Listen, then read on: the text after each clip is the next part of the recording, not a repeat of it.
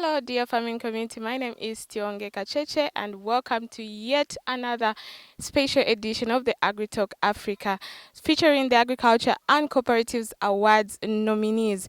So today I'll be talking to Mrs. Mwila of Kadesh Benya Farm here in Chilenga. So she'll just share some insights on her farming journey, and please do stay tuned. And thank you so much for joining us on this episode. This is AgriTalk Africa, the podcast that puts farmers first. Madam, thank you so much for welcoming us to your farm. Thank you, Tionge. I'm happy to host you. Thank you so much. So, for starters, can you just tell us a bit about your farm, how you started, and what is currently happening here?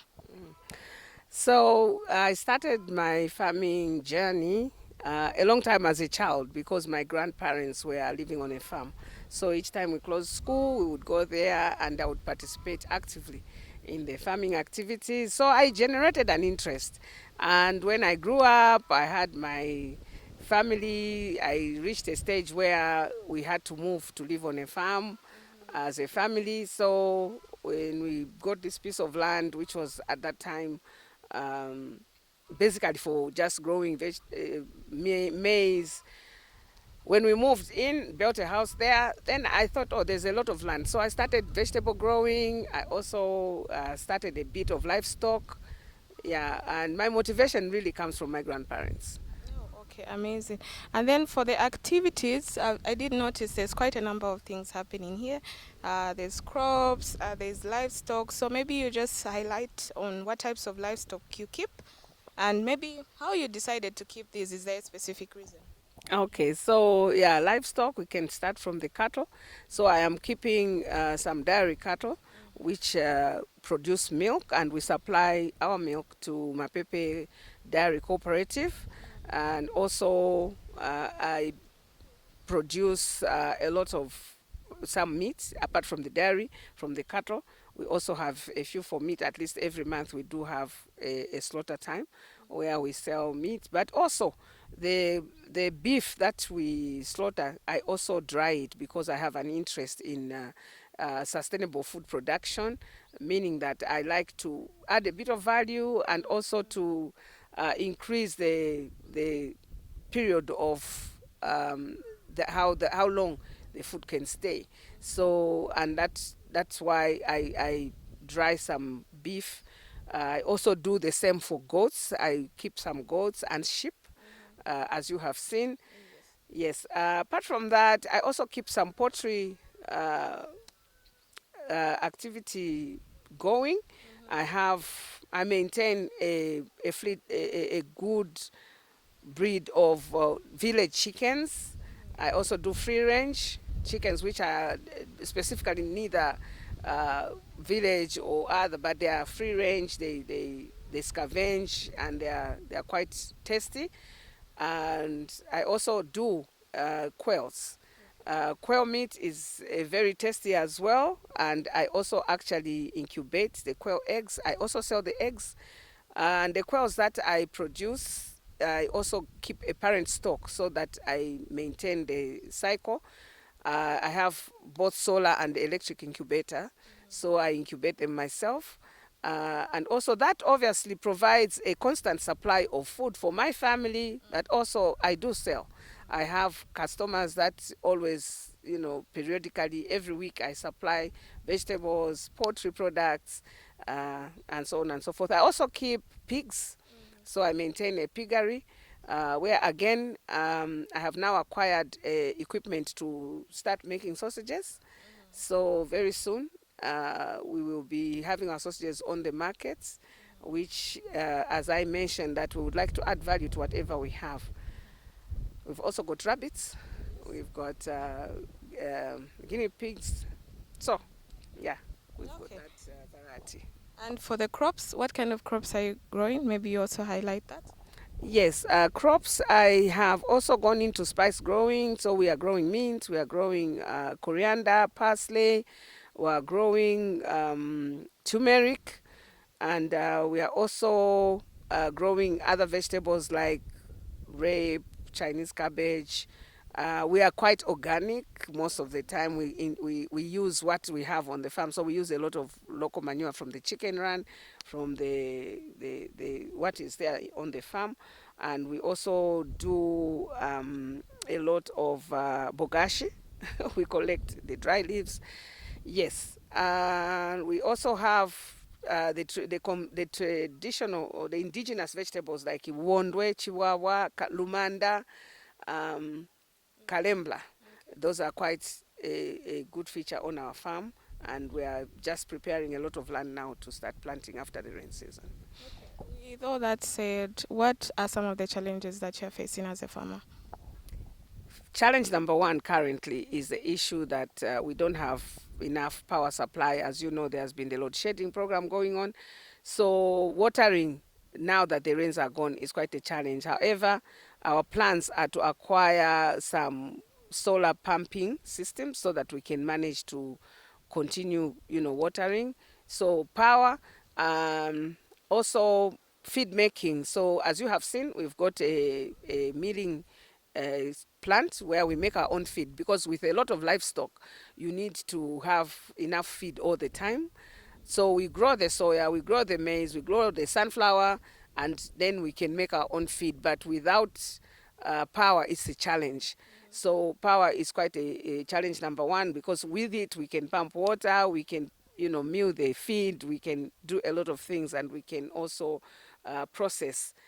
So that's one of the major challenges. I also think capacity building of the workers. So I have a total of 5 workers currently, but in addition to those workers, I also work with women in the community, and most of them are vulnerable women who have. I am a social scientist professionally. I provide counseling to communities. I'm a family counselor. So most of the women that I have enrolled on my program under a community-based organization that I formed called Families Are Nations, I counsel them. But after you have counseled the women, especially those that have undergone household gender-based violence, they are abused because they have nothing to put on the table.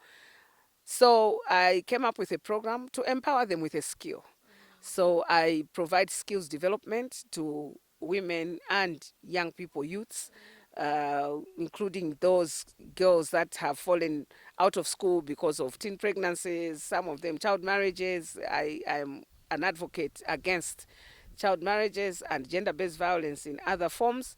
So I train them. Here in Chilenga, I have a group of 15 women that I train to grow indigenous vegetables and dry them for food security, but also we sell them.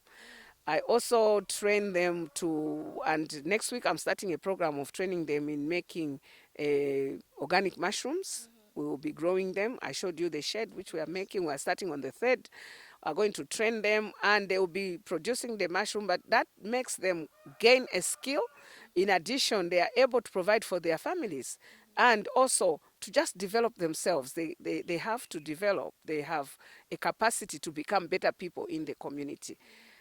In addition to the group of women, I have also mobilized the women. I train them also to reach out and to help in the community. So I have another program called Tisunge Makolo, Care and Support Program, where we have identified, currently here in Chilenga, we have about 5 vulnerable old people's households. I am a believer that old people should not be packed away in an old people's home. The people within the community must help them. They must be able to feed them and take care of them so that they can feel at home within the family system. So the women getting a skill, providing for their families, and also giving extra to the old people that are in that group. No, interesting. Now, my next question is on the advice that you have for these specific women, especially taking up farming as a business, not just doing farming at home just for the sake of it, but taking it up as a business. Exactly, and that's why the program that I'm introducing for mushroom growing and indigenous vegetables and just vegetable growing and spices, they have to sell. They have to be empowered. And with them, I do give them a bit startup. So, for example, for them to get seed, if they want to grow tomatoes, for example, And if they don't have a piece of land, I have a piece of land in Chongwe which I have acquired, and each one of them could get a portion, and they grow themselves, and we sell, and they make something out of it. So I'm encouraging them to understand farming as a business, and that through it they can educate. Some of them are widows. They can look after their single heading households. They can still look after their children, and they can sustain themselves. I also encourage them for healthy living, and so one of the things is healthy eating. So they are also learning to process foods, like they can make carrot juice. Yeah. Another challenge is equipment. We don't have enough equipment for those kinds of things for them to grow. We need packaging. We need packaging equipment, so that even as we can be able to brand the products. We do supply some supermarkets, but we can do more. And also we are looking so much to find a solar drying facility where we can dry, because all these women, as I've talked to you right now, I have also other groups in Central Province in Chiwe, I have a group in Southern Province in Siavonga, in Mazabuka. All these groups in Chongwe, when they grow those vegetables, they need to dry them.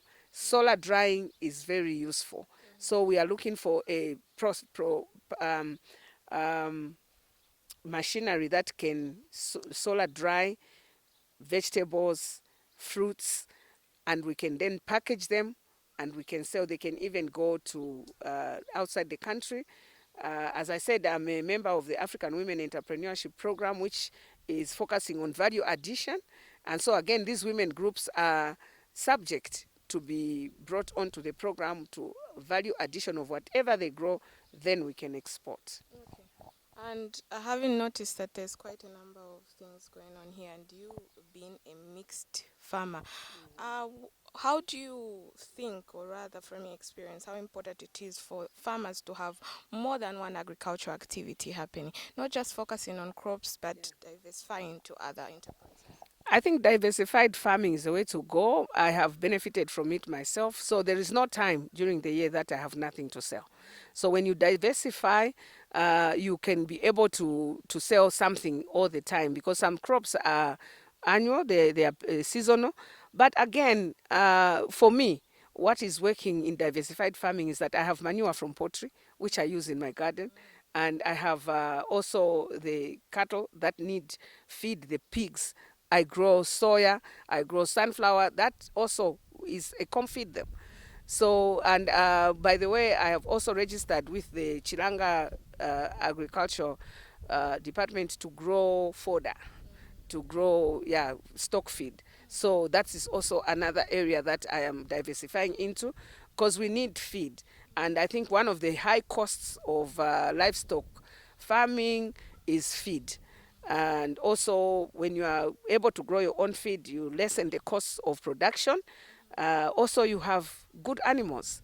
And so I am proud to say, when that takes off, I will be able to even provide to also get a lot of milk. As I said, I'm supplying milk to the dairy cooperatives.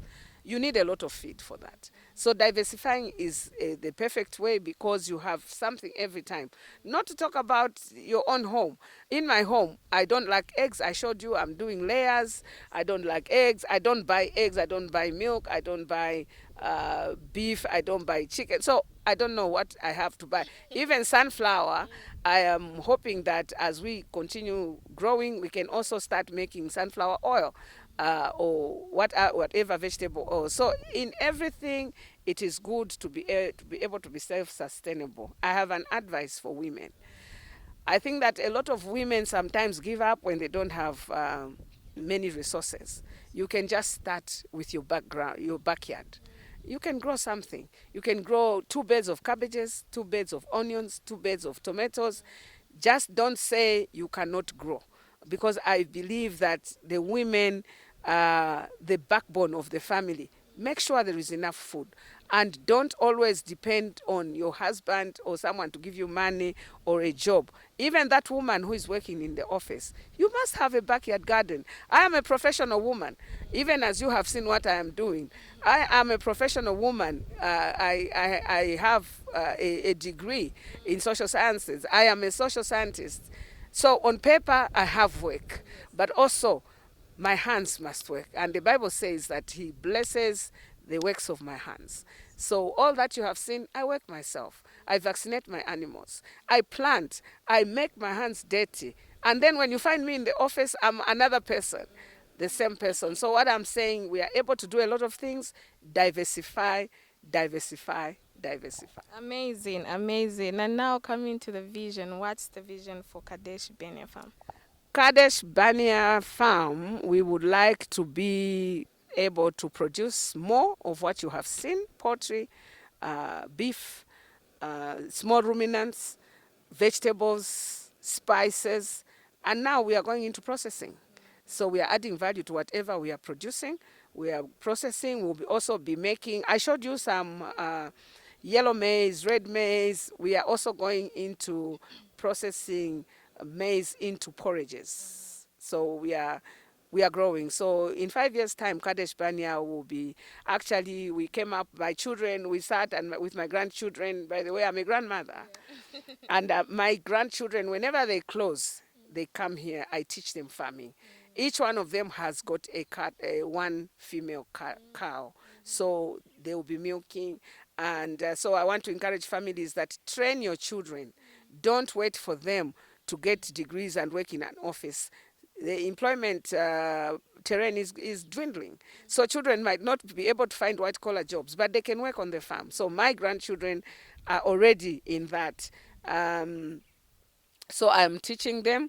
And apart from that, I'm also believing that in 5 years' time, actually, some of those children, I've enrolled them for the young farmer. Yeah, the oldest is 7, 8 years now, my grandchildren, but they're all young farmers. So I farm with them. So I want to say that in the family, that's the school. Teach them.